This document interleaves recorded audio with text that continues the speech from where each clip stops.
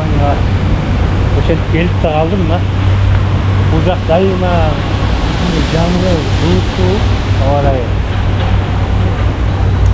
avtobustan жаңы түшүп эки жакта карадым баягы Азияны каптаган Seven Eleven магазини да бул жакта аэропортто делешине чыккан аткан азыр деле башкача жип бар экен шаардын өзүндө.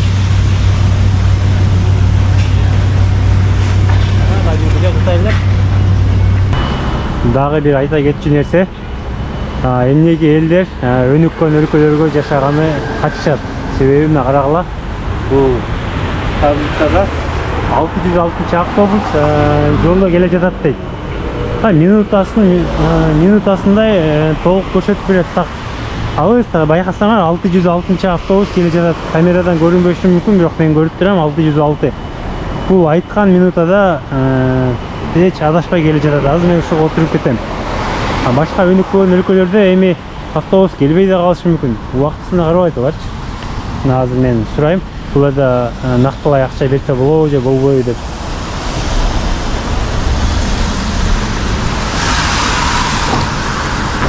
Excuse me, sir. Can I pay cash? How much? 车辆行驶中，请握紧扶手。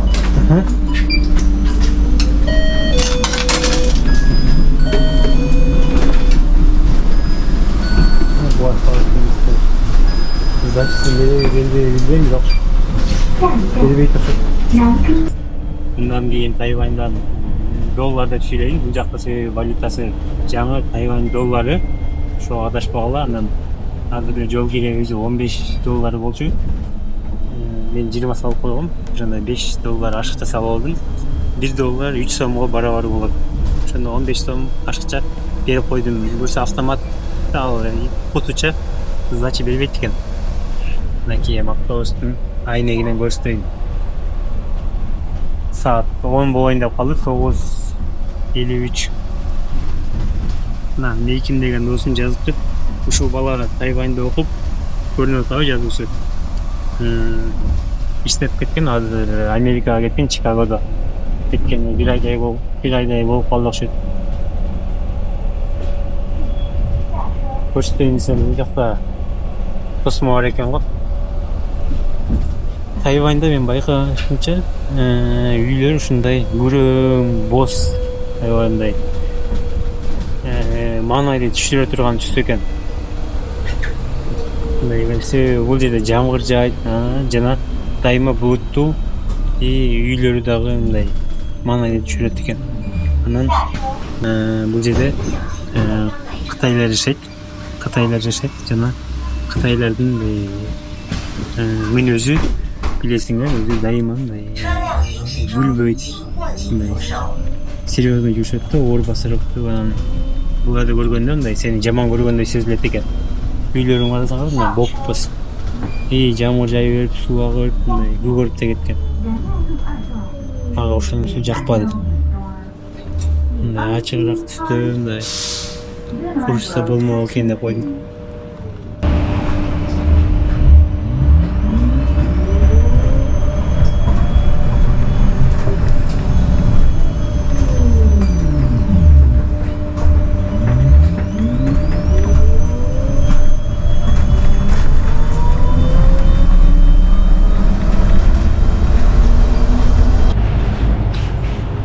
Бул мен Тайвань, Тайпейдеги калган хостелим.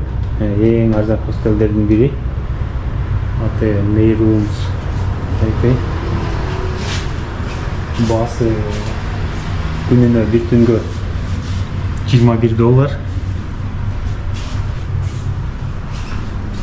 Бүгүн 29 декабрь, эмнегедир коноктор жок. Бул мен калган бөлмө. Мынакей бардыгы бош. 6 адам жашайт. Мынакей кроваттын бул жерде стандартный лампочка, точка бар. Бирок точкаларга Тайваньда переходник керек экен. Менде переходник жок. Телефонду пауэрбанктан зарядтап атам. Бул жерде кухня бар. Кухняны колдонсо болот. Бул жак Omutuna birinci etажda эле.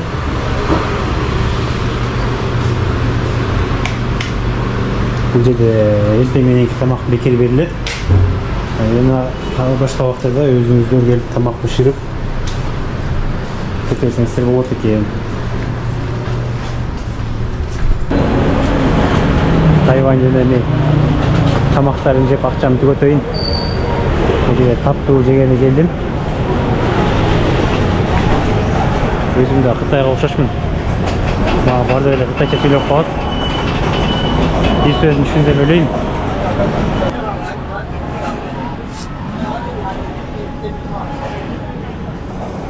Bahası 15 canlı Tayvan doları iken bir Tayvan doları 15 3 son var denk. Sorry, one this and one two. Ancak şöyle kuldukun adına 50 монета беріп атам сізге. Тисе.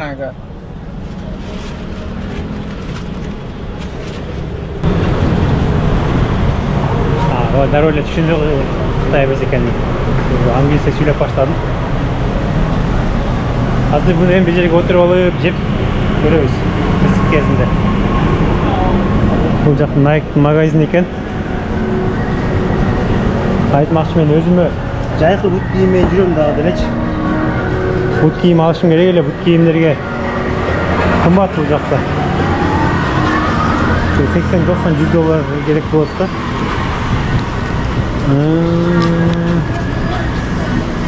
Ошол жерде отургуч бар экен. Отургуч изе отуруп жеп алайын. Акыл өлүп кетсин деп эми көчөдөн эле жеп атам. Диш тургу 15 доллар 45 сом болот экен.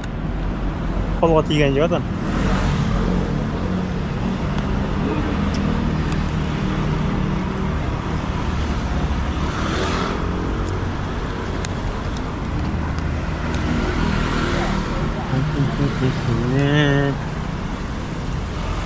Талканга окшош эле бир нерсе экен. Бирок жакшы эле экен. Жесе болот. Анан Тайваньда, Тайпейде мен байкаганы магазиндер көбүнчө саткан бардыгы эле саат 12-де, 11-де ачылат экен. Бизе Кыргызстанда саат 9-да ачылып көнүп калганбыз го. 9-10-да чыксаң бардыгы жабык болот. Караңгыда GoPro'м жакшы тартпайт, ошондуктан көп видео тарта бербейм. Бирок могу тыккан көчөлөрдү карагыла.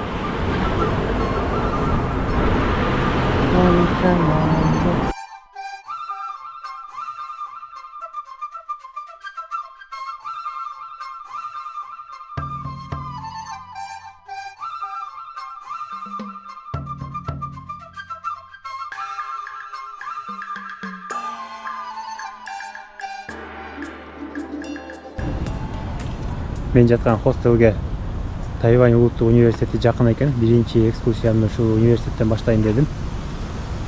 Бул университет ачылышына 100 жылга жакындап калды. 1918-жылы ачылган экен. Тайваньда билим берүү деңгээли негизи дүйнөдөгү эң алдыңкы орундарда турат. Азиянын эң өнүккөн, эң бай өлкөлөрүнүн бири болгондуктан астында эки Шаолинь монахтар кетип атабы. Düşünüksün.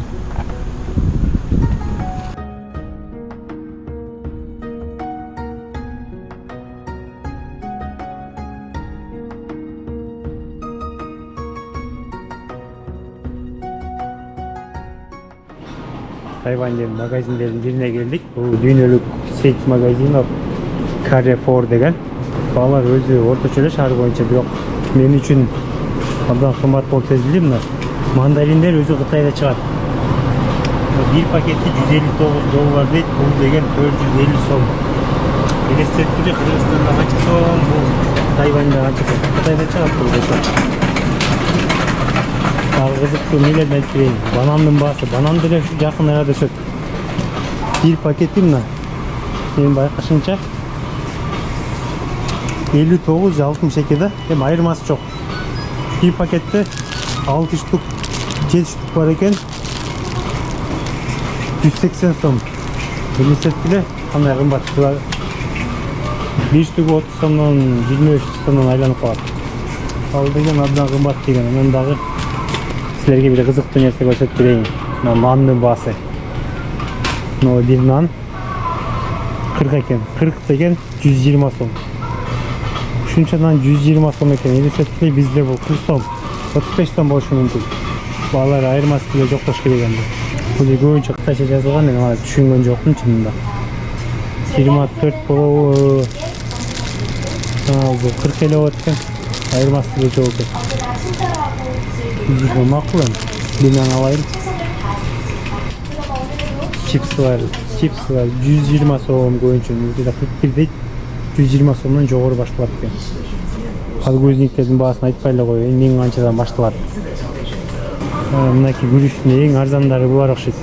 2 килограмм күріш 129 дейді. 2 килограмм күріш ешқондо 1 килограммы 65 болғанда 200 сом екен килограммы күріштің. Ушу Қытайларда күріш шығады, бирок болғанда да басы 200 сом килограмм. Елестеткіле бізде 140 сом, 150 сом ашып кетсе, 100 сом өділе тапса болады. Мен жұмырт қалайын деп өдім едім өдеді. Басы жақшыл екен, ал өрет оқшайым. Için tekшеріп алайын. 3, 6, 9, 15 шашнапта екен. Мынаки басы 900 грамм 154 3-кө көбөйтөбүз да. Бул жаңы Тайвань доллары. Долларда эсептелет буларда дагы. Мына жерде балыктар бар экен, балык алып алсамбы деген. Личинка нелер малек.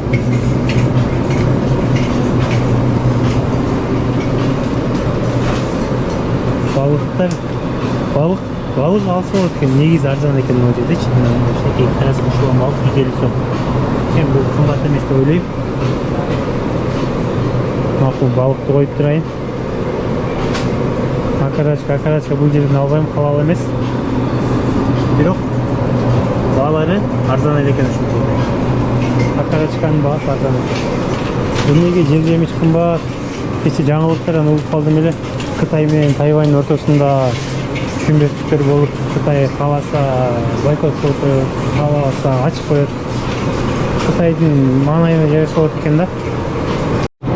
Сүттүн бааларын карай кетели. Эң арзаны мындай. Обезжиренный окшойт мая ушундан алып алдым. 50-150 сом экен. Калгандары 270-300 сом 1 литр. 1 литрме 900 канча грамм экен. Бул анес айырбашкандар экен, буларды карабайлап коелу. Өтө кымбат экен Тайвань, Тайпейде. Лапша бар экен, лапшадан арзанынан бирди алышым керек. Могу жерде 24 дейт го. Noodle sticks 24 дейт. Бул деген 70 сом. Эми жакшы эле баа. Бирок мен барган жерде адам көп болот. Чоң алышым керек. Бул жерден лапшадан мындай алып алдым. Бул деген 117 экен, 117 деген ошондой 350 сомго жакын болуп калат. 330 сом экен. Баарынан дагы күрүштүн кымбат болгону мени таң калтырып атат. Мен баа тандап келип эң арзан күрүчкө такалдым. 141 экен. 2,5 килограмм. Көктү алдым мынакей. Бул деген 410 сом болуп калат. Ошондо килограммы 60тан болуп калат. 60 деген 180, бар бир 200ге жакындап калат экен. Суу сундуктарда түшүнүксүз экен. Коробкадагы сууларды которуп отурган жокмун. Алардын чоңдору да жок экен, бардыгы кичинекей коробкада. Бир уртан болгондо эле түгөнүп калат го. 37 дейт, бирок бул сапаты дамы бир начардай сезилип атат да. Мындай эле чай алайынчы. Деме балдар бар. 35. Мындай эле лимон тиин ондан бирди алайын.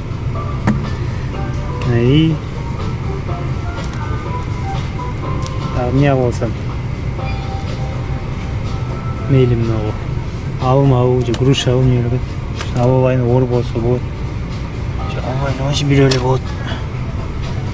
Калганында келгенде оор болуп кетти. Азыр 15 минут басышым керек да, буларды баарын көчөрүп алып. Эсептейм да азыр. Канча болгон? Азыр бул жерде 600 жаңы Тайвань доллары болуш керек да. Мен бирок канча эсептедим, ошо башында эсептеп калдым. 650ден ашып кетсе менде картадан акча жетпей калат. Карта менен төлөсө болду экен бул жерде. Сурап көрөм да. Болбосо айла жок, колумдагы наличканы берем. Мен азыр бардык алган сатып алгандарым 500 Толық көрінбейді ма? 549 болды, 550. Бұл деген 1650. Мен есептегеннен biraz азырақ болып тұр. Жоқ, болады. Шекер албадым, көпмеш албадым. Ағада екінші бөлімді.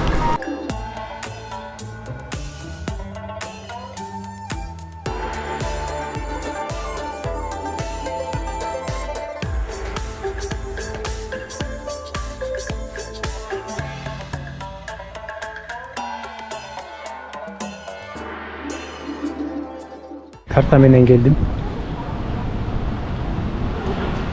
Tayvan'dan. Uzun imaratını gördüğünüz gibi bu daima kışında şu жаңы жылдын убагында туман болуп турат. Тунук көрүнбөйт. Бул 101 имараттын аты 101. Бул жерге атайын суретке түшүп кетсек. Булардын баардыгы карта менен келгендер бар. Азыр мен дагы келдим суретке түшөйүн, ар кимден сурап.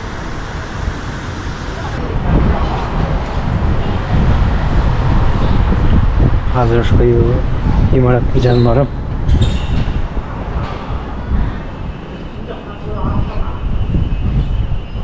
Бул убакта биз дайыма тунук погода болбойт дейт. Тайвандыктар өздөрү 5 жылдан бери тунук имаратты көрүп элекпиз дейт ушул убакта жаңы жылда. Ачы булда бийик экен. 4 жыл катарынан жүрөт го президент кеткенде эле.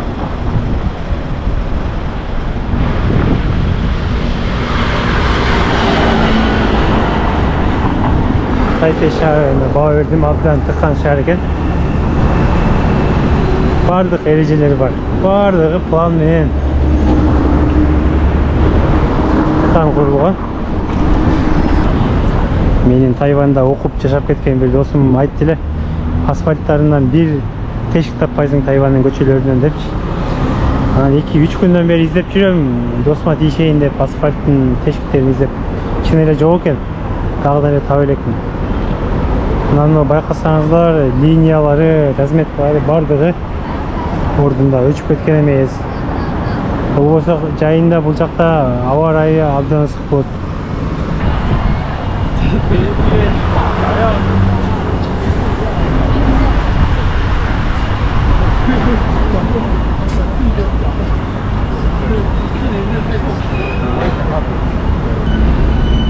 Мына бул имараттын аты Taipei 101 аталыш оңой эле.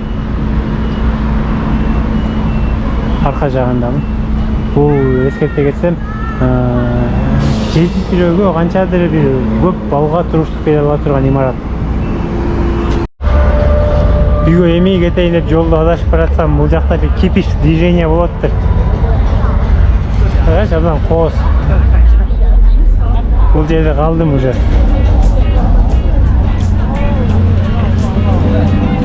Arka öğretmenini tartayın. Arka öğretmeninde çay yok mu? 还有新鲜极冻节和负3度C 微冻节，新鲜美味，随时品尝。Panasonic 日本智电冰箱 ，Panasonic 日本进口厨具。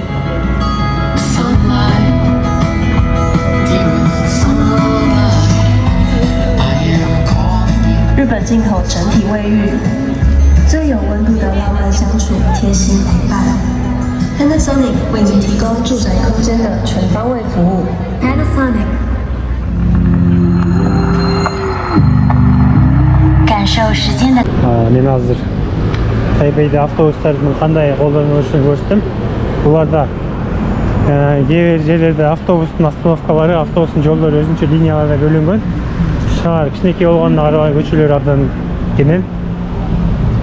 967 автобусту күтөбүз. Бул 5:54 келиш керек болчу экен. Азыр саат 5:54 болуп калды, бирок автобустан кабар жок.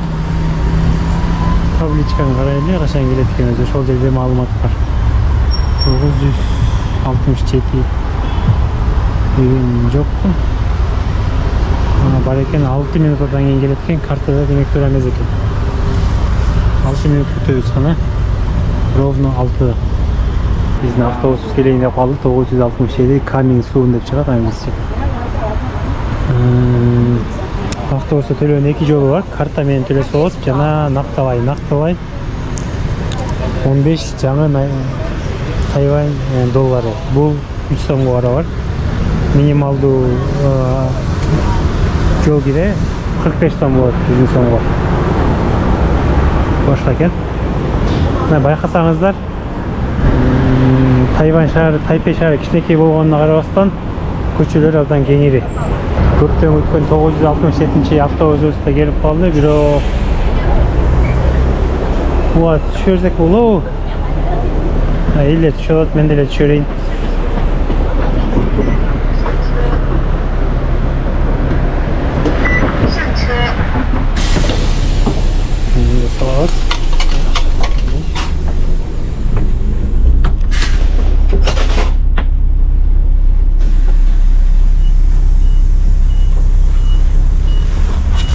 Шаттл бастап коет. Мындайлар шаар ичине каттабаш керек, бирок аэропорттон өтөбүз азыр. Айке кадимки эле тамыр болсо керек, биринчи жеп көрүп атам мен.